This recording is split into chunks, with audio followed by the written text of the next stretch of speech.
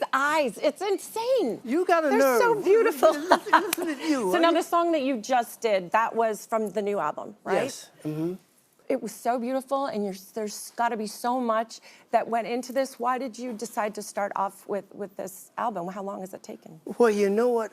My publishing partners in New York, Premier Wave, sent me a list of songs. They wanted to do an inspirational album, and not spiritual, inspirational. Different. And they sent me a list of inspirational songs, and so I just picked some from that list. And we recorded them, and I'm really happy about that too, because I think, in the title cut, "What the World Needs Now," is Burt Bacharach and Hal David. What the world needs now is love. Well, so true. We need it. We need it all around. Desperately. And we need you to tell us to have it, because we'll listen. I'm telling you, have love. Yes, have love. Well, speaking of love, we share friends that we both love very much, and the last time we saw each other was a little bit of a sadder time. It was at Michael's memorial. Yes. And people always ask me what my favorite Michael memory is, and there are so many, but I was curious to see if you had one that sticks out in your heart and mind. Yes, I do. Who's Loving You? Because Who's Loving You is a song that I wrote. I was probably about 21 when I wrote it, and it happened to be the flip side of the first really million seller that we had at Motown, Shop Around. It was the flip side of that. So the radio played Shop Around until they wore it out, and then they flipped it over and they started playing Who's Loving You by the Miracles of Me. It was slightly a hit, and like I said, when I wrote it, I was probably about 21, and I was married, so I had some life experience, okay? Here comes a little dude who's 11 years old, and I know good and well he probably doesn't really know what the whole meaning of that song is, and sang it to the point where now it's his song. If I sing any part of it in person now, people come to me and say, "Why'd you sing Michael's song?" Because he put it on the map, man. Thank God. He just did another thing with it, and he was 11 years old. I couldn't believe it, I was playing a prostitute when I was 11.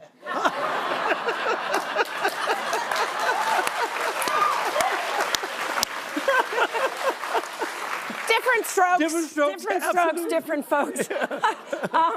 We actually have to go to a bit of a commercial break, so we've got to do that. But we have somebody in the audience who's here to help us, so that's going to be making it a lot of fun. Hi, Brooke and Smokey. I'm Makita. Smokey, growing up, I listened to your records with my dad all the time. He wouldn't let me dance too much, though, because he was afraid I might scratch the vinyl. Then, a few years ago, you did a virtual event in my hometown. It was on my son's birthday, and we joined in when you sang Happy Birthday to the crowd.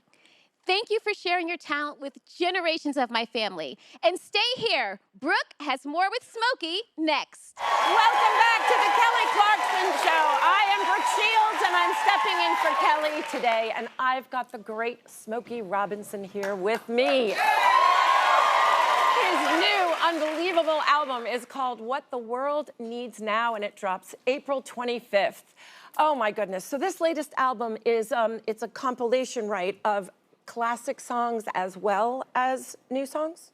Well, there's a couple of originals on there, but basically the classic songs that everyone knows, Yeah, and like I said, I was very happy to do it because I think, what the world needs now is that kind of inspiration for people to just think about each other.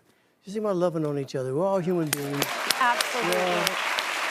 Of the same tribe. I feel like that you've always had that as a message. I feel like you've always led with love, and you've been, it's been in your heart since the day I met you, and you radiate that, and I think that it brings it out of other people. So thank you so much for just your heart, the way it is. And Your Quiet Storm the album is 50 years old? 50 years, man. What? Yeah.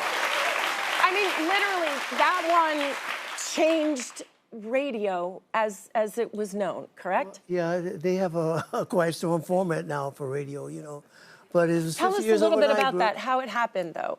Well, I had actually retired from show business with the thought of never being on stage again, I was vice president of Motown, so we moved out to Los Angeles, and I said, well, I've had it. The Miracles and I had done everything that you could do. I've been on the road since I was 16 years old, So I was very happy about that, And I'm going to the office every day and, doing that office stuff and corporate things. And like that. And after about 2.5 years, I was climbing the walls. You were bored to death. Yes, I was. And Barry Gordy, who was my best friend, you know, he's the founder of Motown. He came to me one day and said, hey, man, you got to get out of here. He said, because, you know, I'm sick of seeing you coming here. Look at me. I thought I was hiding it, you know. I thought I was hiding it from everybody, you know. He said, man, I peeped you, man. I could see you. Get out. And you've been friends with Barry Gordy for forever, man. Ever. Since I was 16 years old, since I first met him, before he even started Motown, you know. But anyway, he put me out, and so I always considered myself to be a quiet singer, you know. So I said, okay, I'm a quiet singer, but I'm going to go back, I'm going to try to take show business by storm. And I thought about it, I said, wait a minute, quiet storm? That's a good That's good. that's where it came from. And I had no idea it would become what it has become. But it's 50 years overnight, honey, really. But the two of you seem to always have inspired each other to do things that would have been out of your comfort zone or that you didn't think. Yeah, well, he's a wonderful person. He's a wonderful man. It would take a great person to pull off something like Motown, man. Well, and it was your friendship together, too. Yeah, and I'm sure you inspired him, and I'm sure he inspired you as well. And your show at the Venetian in Vegas, have you ever played Vegas like that before? The first time I ever played Vegas, I played with Dean Martin. Because I've been on the stage with Dean Martin too in Bob Hope shows. It was 1980 actually, and I never wanted to play Vegas because I've considered Vegas to be a workhouse. You know, you go there, you do 2 shows every night. Sometimes on Saturdays, 3 shows, a breakfast show, and it was just a workhouse. I never wanted to play there. So my agent called me and said, "You want to do 1 show a night?" I said, "Sure." He said, "Because Dino's going to play there, and he only wants to do 1 show, so you can do the other show he was going to do." Fine. Perfect. That's how I started playing it. But I've had the residency at the Venetian now for about 5 years. Okay. So we do everything, honey.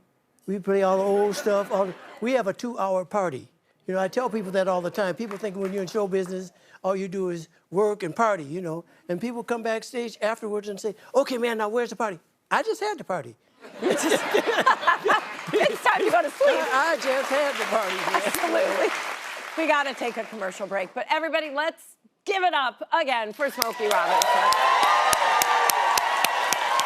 You can see him at the Venetian starting April 2nd, and he's also out on his legacy tour. So go online for details and be sure to look for his new album, What the World Needs Now. It's available April 25th. We'll be right back.